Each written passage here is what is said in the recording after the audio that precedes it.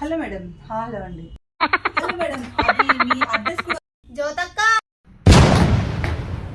ఏంటి అలా అరుస్తున్నావు? ఏమైంది? ఎంత భయపడ్డాను తెలుసా నేను? అంత గట్టిగా అరుస్తావా? ఒకసారి చూడక్క.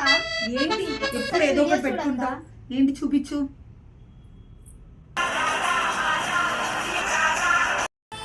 అక్క ఇది చూస్తే నీకేం గుర్తు రావట్లేదా?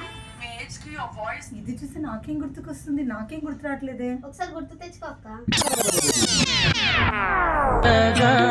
जैसे खिलता गुलाब जैसे शायर का ख्वाब.